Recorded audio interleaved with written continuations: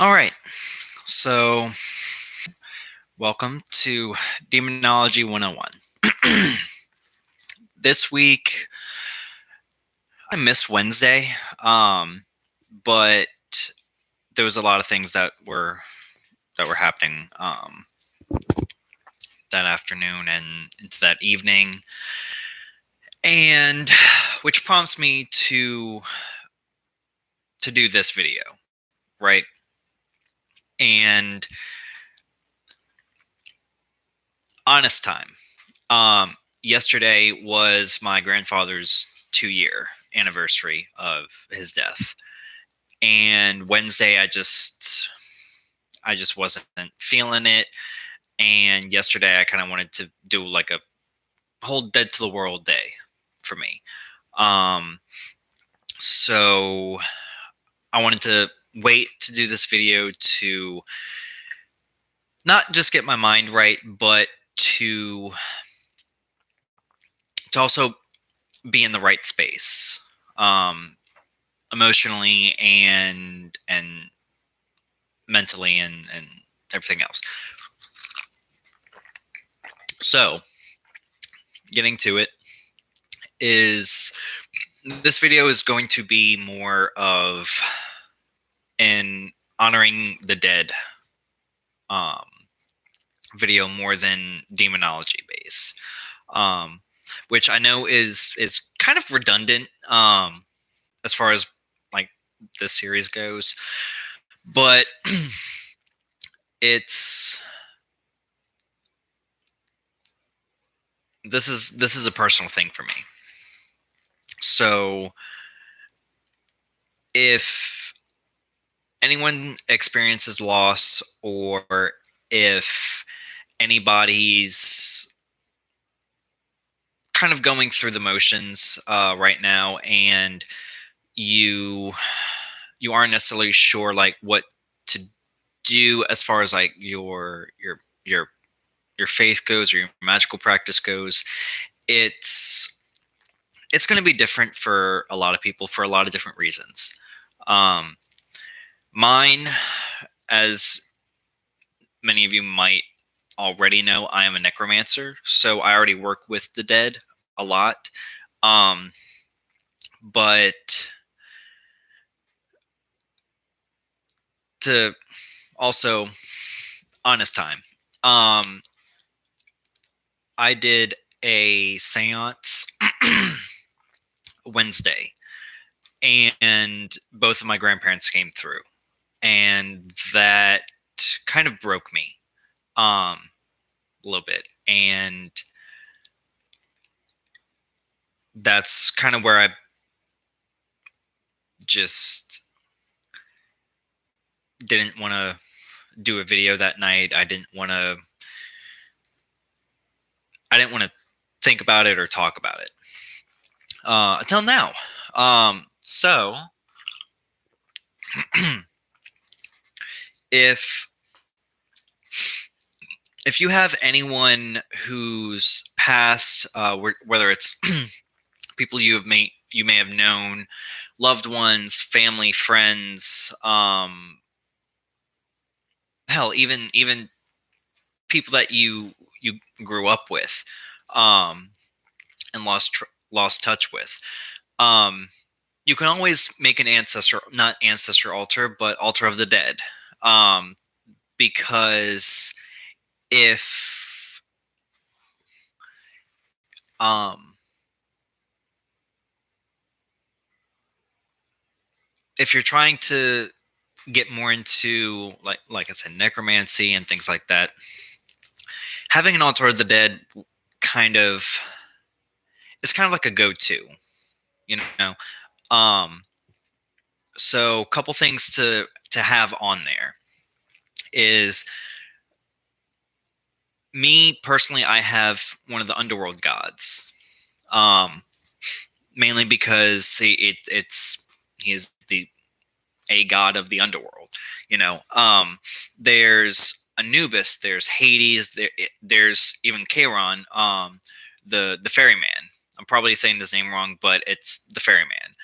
Um, there's set. There's Baron Samedi or Samedi.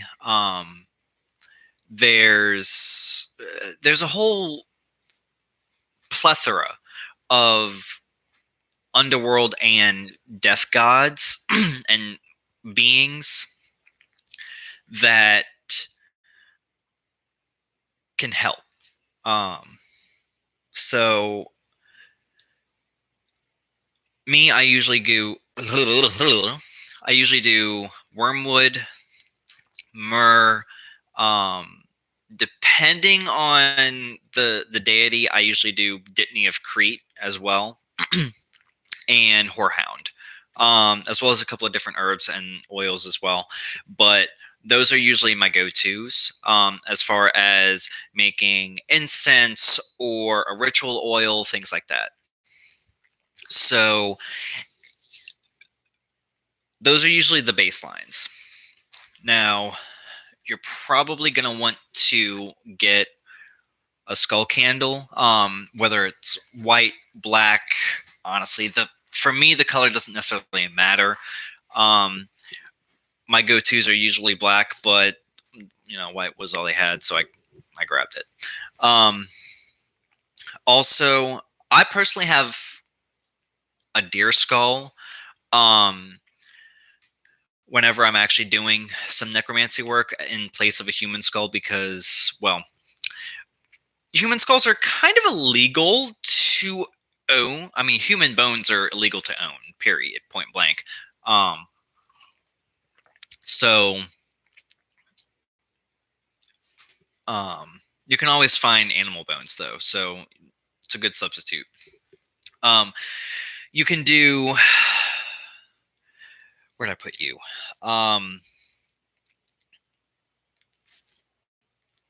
Sorry, I have a lot on there right now.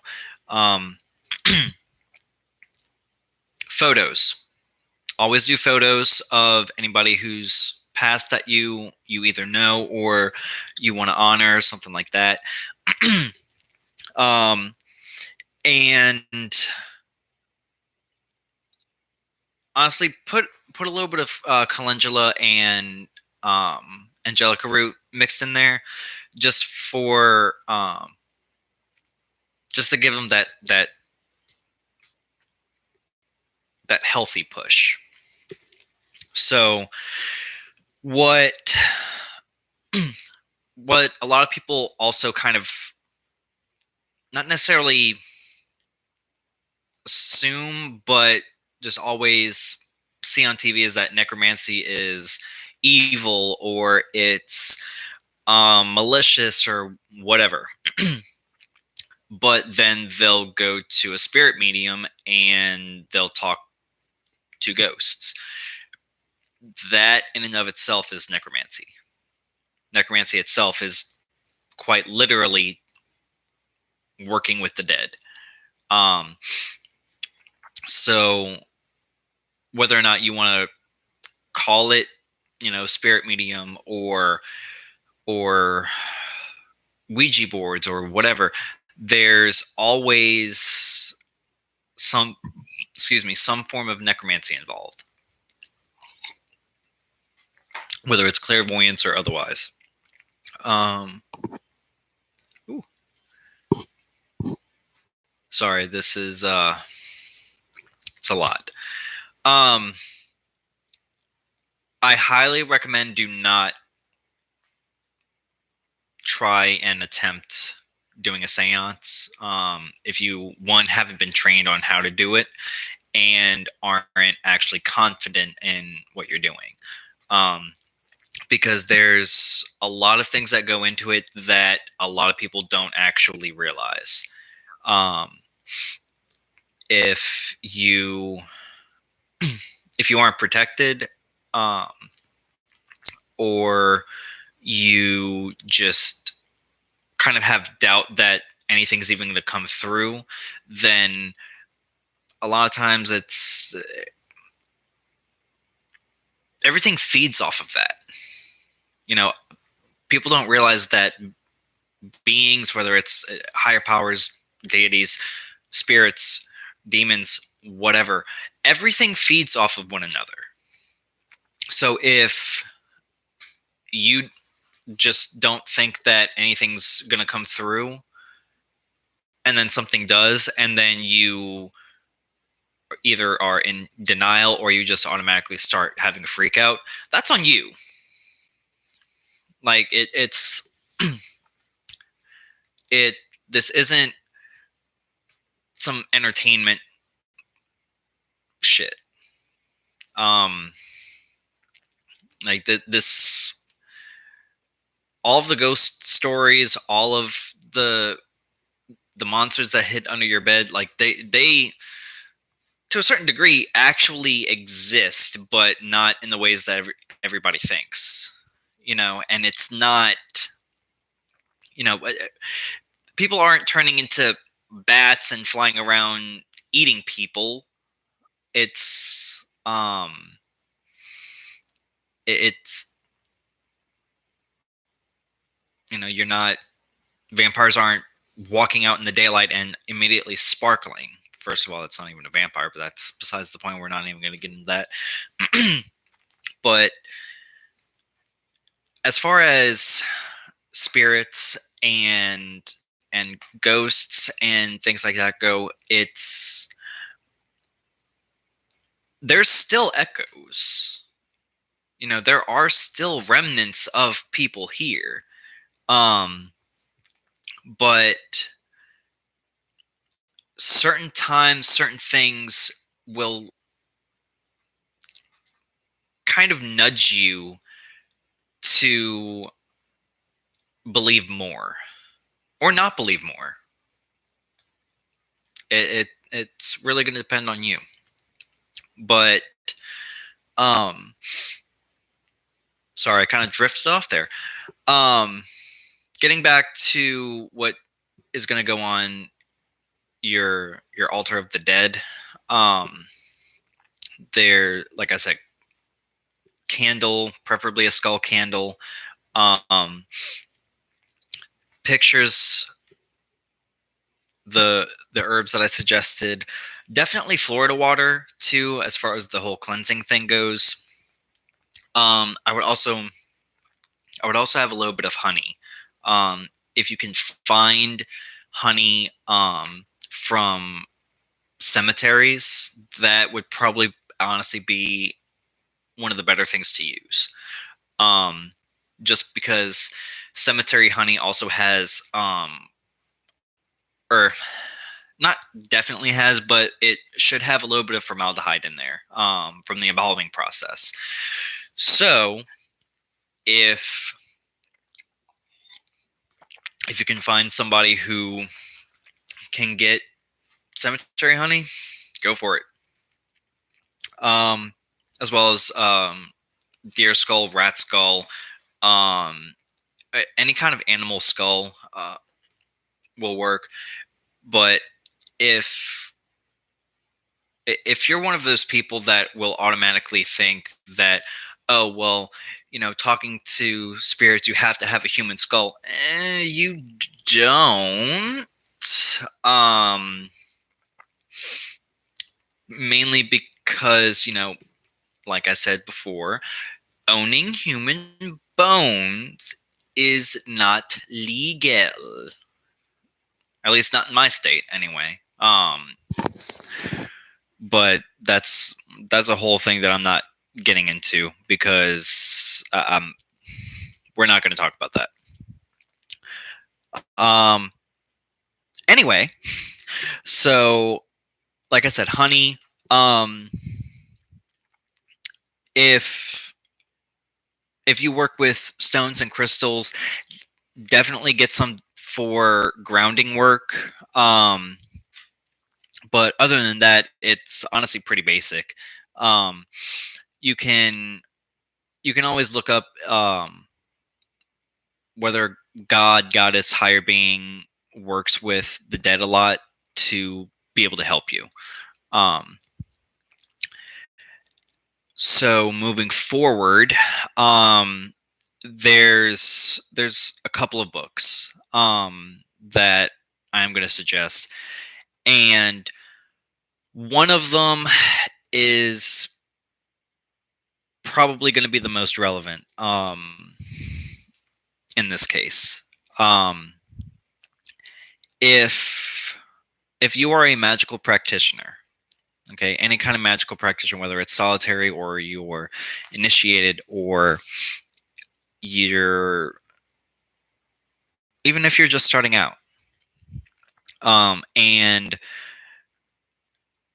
you're still in the broom closet, so to speak, there's there's always something that you can do on your end as far as your practice goes, um, to not necessarily do, excuse me, a funeral, but you can always do your own wake, your own memorial service, and it's hard sometimes, because a lot of people, unfortunately, do still live with parents or roommates who aren't magically inclined, um, or spiritually open. So, also, something to also kind of keep around your altar: cigarettes, tobacco. Um, Even if you don't get actual cigarettes, you can always get a jar of tobacco and just leave it there. Um, Death, Rights, and Rights, um, by Reverend Judith Karen Fenley with Oberon Zell. Um, Oberon actually has his own wizard school, and it's extensive. It's extensive, but that I'll cover in a different video. Um, so tobacco, I'll be honest, I kind of keep forgetting. I kind of keep forgetting why tobacco, but it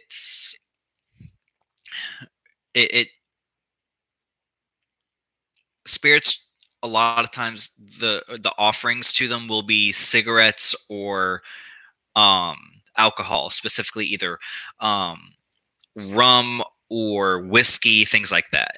Um so rum and not rum, alcohol and tobacco are usually the two main offerings that you're going to find on altars. Um, but message, you know who you are. Message me. Um, uh, message me. Message me later, and we'll talk. um, but it's it's always kind of it's always going to be difficult.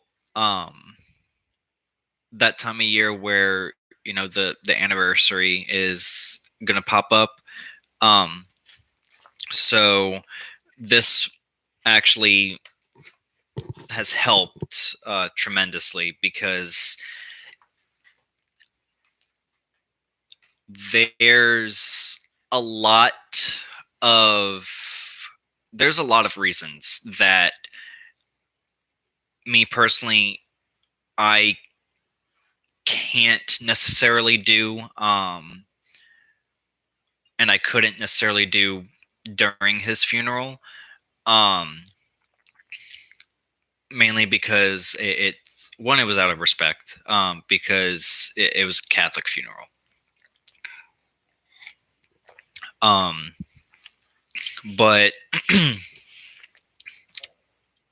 I did go back later and do my part. Um, it's Everybody's gonna think, oh well, being a necromancer, couldn't you have just brought him back? That is that is a topic that I've put off. No. Um, that is not what necromancy is. That's not what necromancy does. Um, Movies and TV shows have fucked severely that whole aspect of all of that path. Um, it's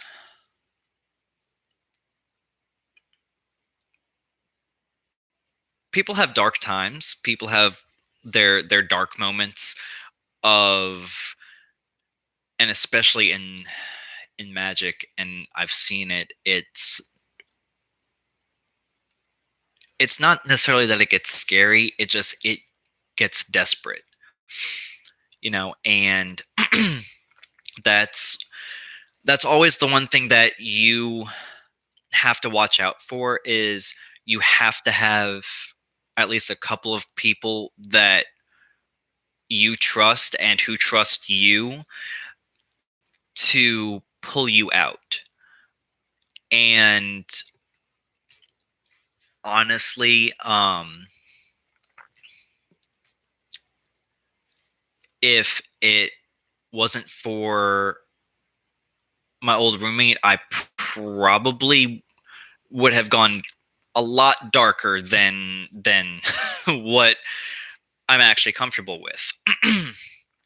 um, and if he comes across this video, you know who you are.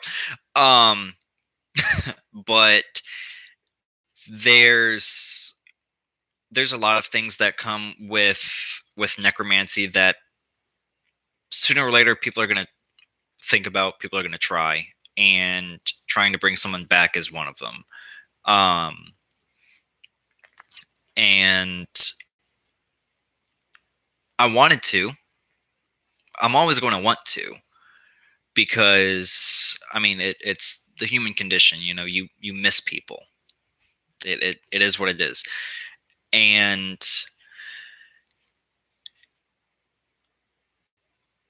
what's different is you also have to know what you're capable of and what lines you are either willing to cross or which ones you never will. But what you really have to pay attention to is if those lines blur, because that's where you as a practitioner, you as a magical being, um, will get stuck. And if you don't have somebody to pull you out, you're going to spiral. And it's hard climbing out of that.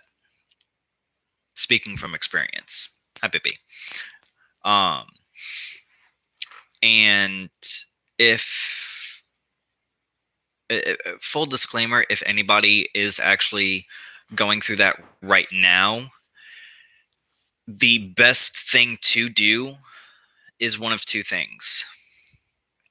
Either lock yourself away for a few days and collect yourself, get your thoughts together, or actually go talk to somebody. There are a lot of different support groups, specifically for loss and things like that. But as far as magically goes, there's a lot of different mindsets that you have to be in, and that you have to recognize too. So there's that. But the one thing that you also have to watch out for is, or another thing that you have to watch out for. I keep saying one, but there's a lot of shit that you have to watch out for.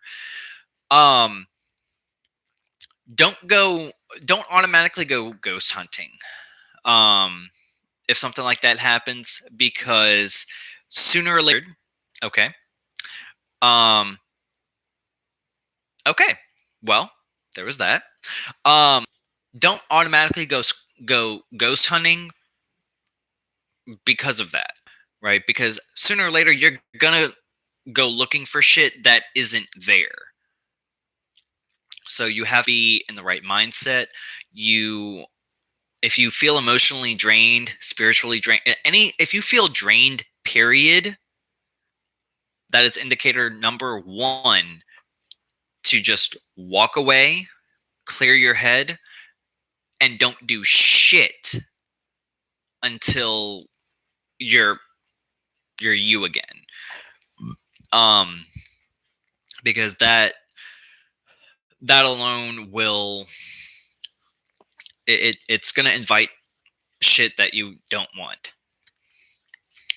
Um, not necessarily bad spirits, but just bad feelings, bad energy that you really don't need. Um, but I have done a paranormal slash ghost hunting video. And if I need to do one again, please let me know. I'll do one. I'll do one a little bit more in depth. Um, but if you're experiencing any kind of loss, whether it's somebody you knew, family member, what have you, and then you start thinking about ghost hunting or paranormal investigating, things like that, that shouldn't be the first thing you do, um, because it's that alone isn't going to be healthy.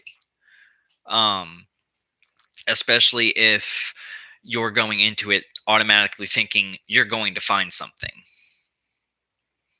because a lot of times you won't. Um, a lot of times you won't, and some things are just a dud. But really, the best thing to do is,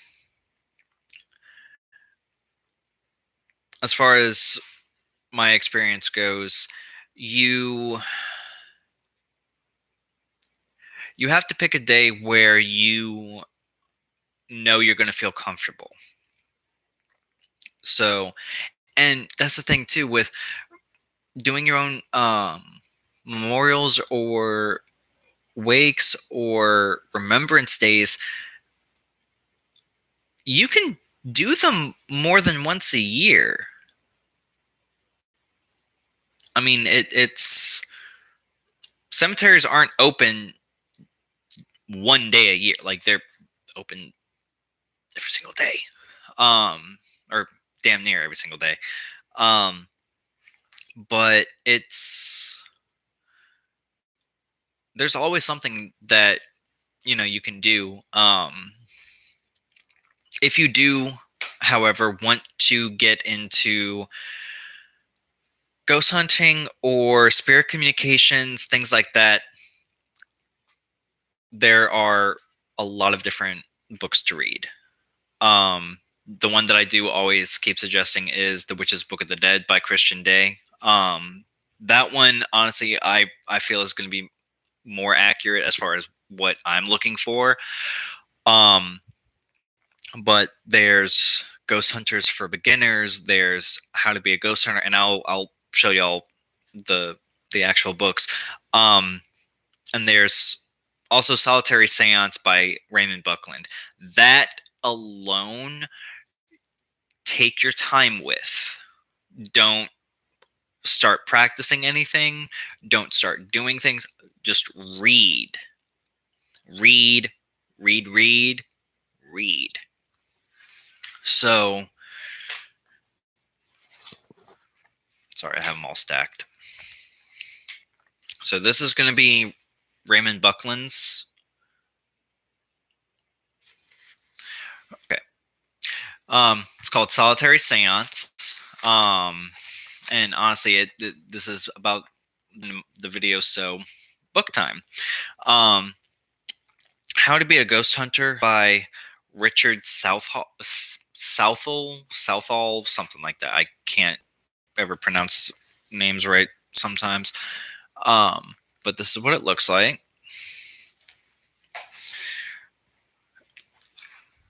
If you ever come across somebody that says, "Oh, I know all there is to know about ghost hunting. I don't need any more books. I don't need this. I don't need that," they're full of shit. Because you can always learn more, and also go back to basics. Ghost hunting for beginners. Like it's. I will always prefer beginners books to more experienced, because the beginners books, a lot of them do get repetitive, but I mean, you can always go back to basics if you're having trouble. So just start from scratch. And then death rights and rights. I still haven't fully figured out how to actually put them in the description yet, but I'm getting there. Be patient. I don't technology. But as far as necromancy stuff goes, there's not necessarily many places to start. It's there. There's a lot of places to start, but there's also no place to start. Like it's kind of like that middle ground where it's like you want to get into it, but you don't necessarily know how or why. So necromancy is always weird like that.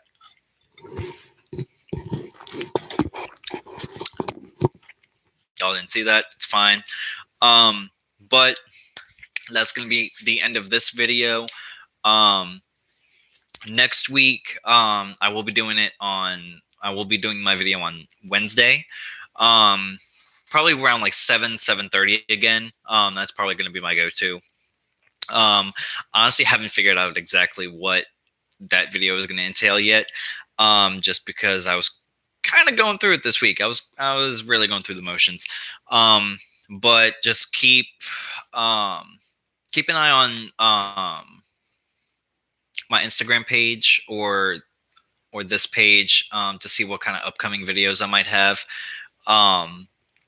But I have an idea of what I want to talk about, but I just gotta see if I can get everything ready by then. But hope y'all enjoyed, and I will see y'all in a few days. Thanks.